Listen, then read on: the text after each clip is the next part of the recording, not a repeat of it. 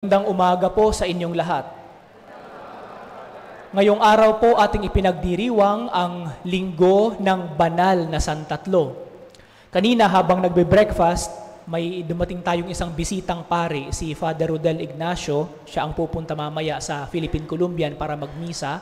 Classmate ko siya nung theology kami sa UST.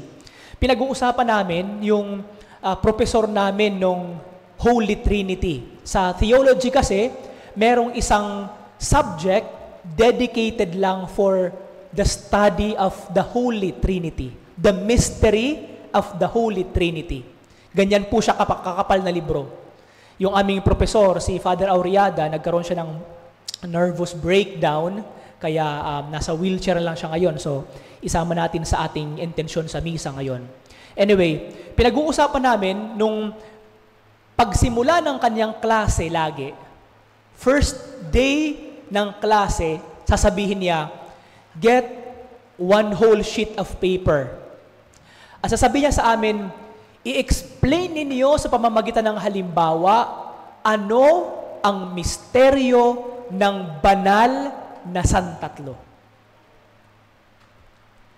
I-explain ang misteryo ng banal na Santatlo. Marami naman sa amin magsasite ng mga halimbawa. Ang banal na Santatlo ay parang 3-in-1 na kape. May gatas, may asukal, may creamer, pero kape pa rin siya para sa tinitimpla pa rin sa iisang kape. At marami pang ibang mga halimbawa. Pero sabi niya, nung kinuha niya yung mga papel, lahat ng inyong mga ginawa at mga sinulat, mga heretic. Sabi niya, makakasira kayo sa pananampalataya ng simbahan. Hindi natin mai-explain ang misteryo ng banal na Santatlo. Bakit? Sabi niya, dahil misteryo nga ito.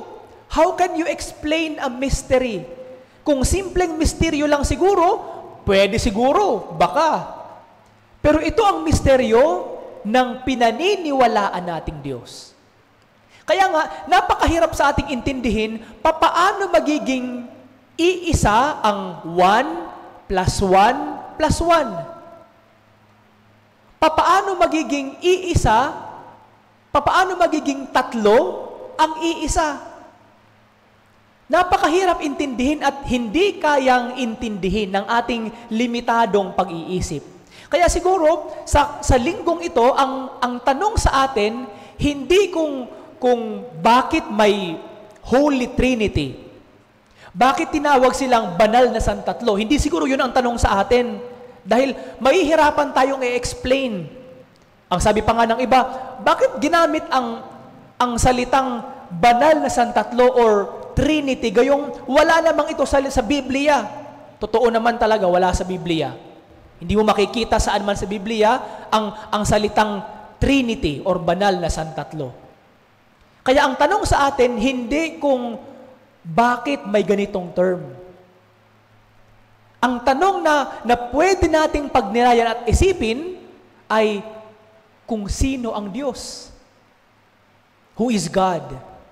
Sa ating pagninilay at pagtatanong at pagsagot kung sino ang Diyos, sa proseso nito, atin ring maiintindihan at maiisip kung sino tayo in relation sa Diyos. So, sino ba ang Diyos? Ang Diyos na ating pinaniniwalaan, siya ang may likha ng langit at lupa at lahat ng mga bagay na nakikita natin sa ating paligid. Ang Diyos na ating pinaniniwalaan, siya ang may likha sa atin na ginawa niyang kawangis niya. Ang Diyos na ating pinaniniwalaan mula sa putik, nilikha niya ang tao at binigyan niya ng dignidad tulad ng kanyang dignidad. At sa tindi ng pagmamahal ng Diyos na ating sinasamba at pinaniniwalaan, sa gitna ng napakaraming kasalanan ng tao, ninais pa rin niyang iligtas ang tao. At sa tindi ng kanyang pagmamahal, ipinadala niya ang kanyang bugtong na anak. Ang kanyang bugtong na anak mismo ang siyang nagligtas sa tao mula sa kasalanan at sa kamatayan. Ang Diyos na ating pinaniniwalaan at sinasamba, gaano man kamakasalanan ang tao, ipinakita pa rin niya ang kanyang pagmamahal dito. At hindi niya pinabayaan ang tao.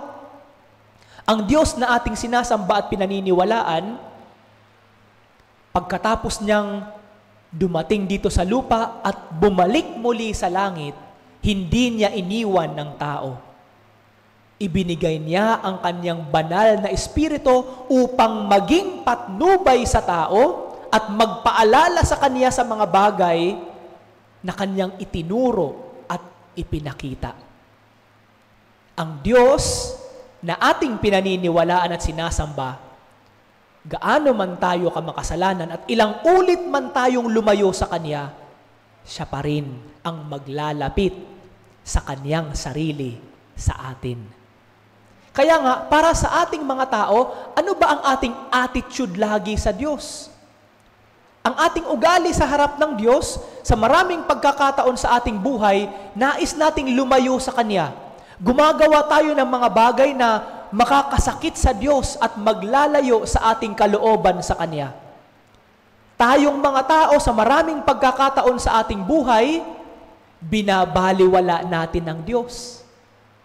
Pero sa proseso ng ating paglayo, pilit ipinapakita ng Diyos ang Kanyang dakilang pagmamahal sa atin sa pamamagitan ng pagpapatawad sa atin, sa pamamagitan ng mga biyaya na patuloy na Kanyang ibinibigay sa atin.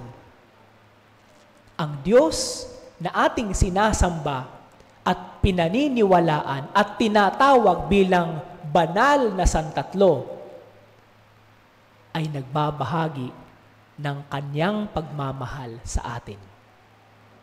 Papaano tayo magmahal sa Diyos? Yun siguro ang pangalawang tanong. Ang una, sino ang Diyos? Sa proseso ng ating pagninilay kung sino ang Diyos, maiintindihan natin ano ang ating ugali sa harapan ng Diyos. Papaano natin minamahal ang Diyos? Papaano mo minamahal ang Diyos? Sa papaanong paraan mo ipinapakita na ang Diyos ay dinadakila mo? Sa papaanong paraan mo ipinapakita na ang Diyos ay yung pinapahalagahan at sinasamba at pinaniniwalaan? Nagdadasal tayo, nagsisimba tayo tuwing linggo, nagdidebosyon tayo sa mga santo at santa na mga hinirang ng simbahan bilang modelo ng ating pananampalataya. Kinakalinga, inaaruga natin ang ating kapwa-tao na sumasalamin sa Diyos dahil kapareho natin sila, mayroon ding dignidad tulad ng Diyos. Sa kapiestahang ito ng banal na Santatlo, tingnan natin sa ating sarili. Tanungin natin ang ating sarili, personally, sino ba ang Diyos? Sa pagsagot natin kung sino ang Diyos, intindihin din natin. Sana maintindihan din natin, ano ba ang ugali ko sa pagmamahal ng Diyos sa akin?